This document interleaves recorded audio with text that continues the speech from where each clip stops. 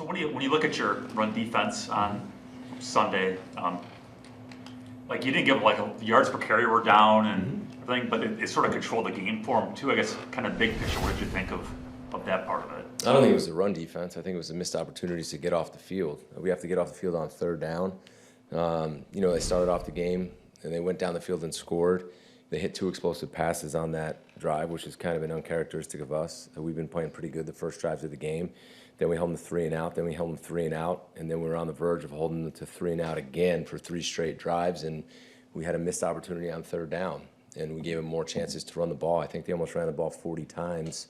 To me, the run defense was fine. It was getting off the field when we had the opportunity to do so. I mean, we had a lot of opportunities to get off the field. It was more, those missed opportunities where we could have ended drives or changed the game, and we have to finish those. So I think it was a byproduct of keeping them on the field with some missed opportunities. Jeff, why does Micah tend to make big plays late in games? Is that stamina? Is that something that he just sees as it goes on? Yeah, that's a good question. I mean, he is the closer, and that's what we need him to do. And I jokingly called him that a few weeks ago, but if you think back to the Arizona game and you think back to this past game, that's what he's been able to do. He had the big sack on, I think they went for it a lot on fourth down. He had the big sack on like the 4th and 3 in the red zone, and then obviously at the end of the game he had the sack fumble to end the game, and he had a bunch of other pressures in the game. The ball's getting out quick. And we're not seeing quite as many passes. And at the end of the game, he just stepped up. He knows what time it is, and he made the play. I think you kind of probably have to look game by game and see why. But he is affecting the game, and I mean that. If you just watch the pass attempts, watch how quickly the ball's coming out, and when they have to hold the ball longer at the end of the game, he closes it out. But he is a great player, and I think he would expect that out of himself, and in return, we expect it out of him. And I think he'll continue to do that. Hey Jeff, how do you get Cooper to affect the quarterback like he was, the second half of last season? Well, I think he did in the beginning, early this year too. If you think back to those games where we're up big and we're forcing teams to throw the ball the entire second half, and people have to throw the ball on us. I mean, we're not getting a lot of pass attempts. We're not getting into a game where it's fourth and third quarter, pass after pass after pass. If you think back to the Washington game when we were and they had to throw the ball the whole second half, he was getting those pressures, right? If you look back to the Giants game, they threw a screen on 3rd and 5. They ran the ball on 3rd and 12. If you think back the week before against the Eagles, we got a run on 3rd and 13, a run on 3rd and 9. I just think there's less opportunity right now in how these close games are unfolding, right? So hopefully we can get the ball back to the offense, play some good complementary football, and get more opportunities, and I think you'll see him get those. I just think it's a byproduct of how these games have went. I do think Coop is playing better football this year than he did last year. I don't even think it's close. I think he understands the game more. I think he's making more plays. He's in the right place consistently. And I think he's gotten better each week. I think how he's practicing right now and how comfortable he is, I think he's ascending, and I'm excited to see where he goes the rest of the season. So even without never mind the pass rushing part, I think he had 13 TFLs last year. I think it's 2 now. Yeah. Your team's taking him away, that explosive part away to some extent, or have you seen there? No, I haven't seen that at all. We've got a lot of football left, and hopefully those numbers will go up. I think he's playing a lot better football this year than last year, and I mean that. I don't even think it's close. Jeff, Matt was asked yesterday about why Rashawn played 39 out of 72 snaps or whatever, and part of his answer was that he's just not historically a high snap count guy. Why is a guy making, I know you don't care about the salary, but he's making $24 million a year. Why is a guy like that not a high snap count guy?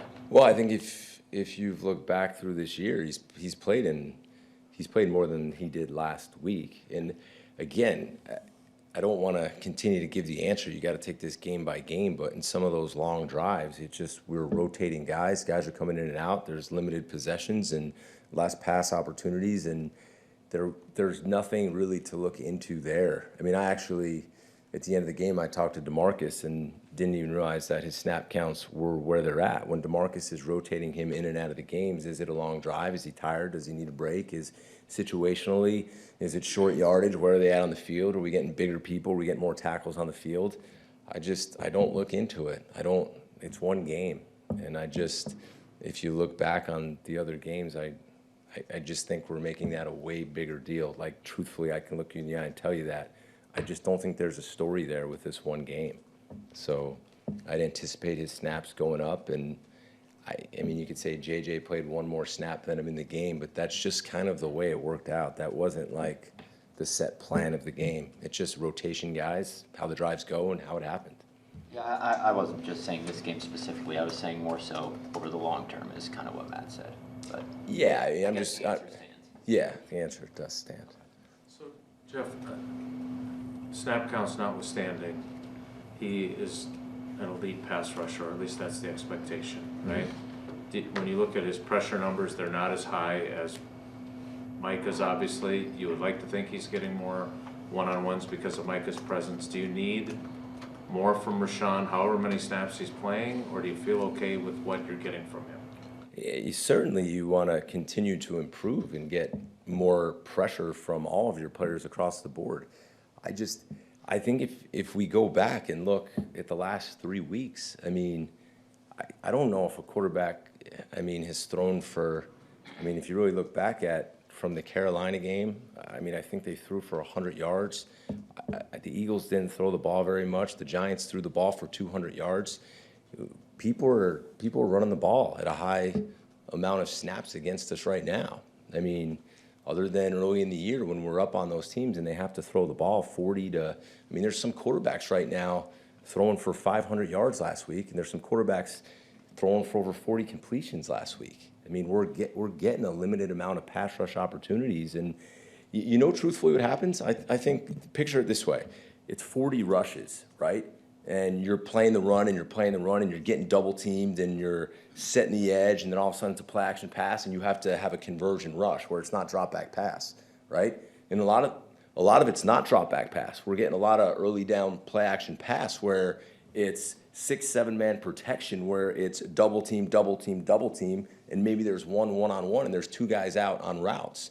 So a lot of the passes that we are seeing that are in a limited role, it's going to be hard, much harder than if a team has to drop back and throw the ball 45 times against us, which I don't think any of us have seen, which is why I totally respect in all the questions, but in defense of these guys right now, there's limited opportunities to truly pass rush. Because even on third down, the runs are going way up, the screens are going way up. People are just trying to get the ball into 4th and 2, right? And we have to do a better job of getting the ball back to the offense, playing complementary football, scoring, going up on people, so then we can let these guys go. And we just haven't been able to do that. The Eagles game is a 10-7 game. This is a 20-27 game. And who was before? The Panthers was a 13-16 game. There's just, we're not playing fourth quarter NFL football where it's pass. So I think, respectfully, with all the questions and the things about Rashawn's doing a really good job. I think Rashawn is playing the run game and playing as physical as he has, and we're playing really good run defense, and that's those guys. And when teams have to start throwing the ball on us, then I'm really looking forward to see those pressures and those sacks come. Does that make sense, what I'm trying to explain to you there? It does. Look, you have all the trends and you're looking at everything. I think it's hard because of the expectations that come with contracts and roles to see, him go 3 games, however many pressures he has opportunity to make. It just, and maybe unfairly, we're comparing him to Micah, who finds a way even when they're really quick pressures. Right? There's no doubt about that, and I think Rashawn would appreciate you comparing him to Micah. And are there times where guys are getting one-on-one? Sure. And are there times we want them to win more? Absolutely. We definitely do. So I'm not putting this in a box and saying it's all one or the other. It does need to get better, but I'd like to get more opportunities to go pass rush too. Jeff, I'm not just asking this because of the drops in New York, and this, I don't intend this to be another need or more takeaway question. Sure. I'm honestly wondering, because when you look at your pass defense, you rank near the top of the league in basically any metric except for the Takeaways. interceptions. Do those need to come eventually to get to where you want to be, or is that enough with everything else your pass rush is doing to win a Super Bowl? No, we need more. When we get the opportunity, like if you look back to that game, and how many opportunities do you think we had to intercept the ball, would you say? I had 5. 5. What would you say? We got any other takers? You're saying 4? I thought 4. Well, I said 4. 4 that you didn't, 5 overall. All right, so we had the opportunity to get 4, right? Like, probably if you asked all of our players, they would say we should have made those plays, right? If we catch the ones they throw to us, we're sitting in here right now, and we're right back in the middle of things and interceptions and takeaways. If we catch those balls that we had the opportunities to in that game, the pass rush is going to start to come, because then it's not, in all respect to the New York Giants, who I think played a very good game, if we catch those ones that they throw to us, that's not a close football game. It's just not. I mean, we take the ball away, we give it to our offense, we go up, then it turns into a pass rush game where our ears are pinned back and they have to throw the ball 20 to 30 times more. But we have to make those plays to change the game, to go up on people and put people away quicker. We're playing good defense by all the metrics, by all the numbers. The thing I do appreciate is I think we have a takeaway in the last 4 games, and we had 2 this past game, so it's starting to get better. But that was an opportunity for us to make those plays and put somebody away, and unfortunately we didn't capitalize on it, so we got to do a better job there. So do you need to emphasize to your corners more the need to convert to playing the ball more, even though they compete for everything, they're in the right place in coverage, they do all those things well? Is it more of an emphasis to transition and to play the football more? No, they were in position to play every single one of those.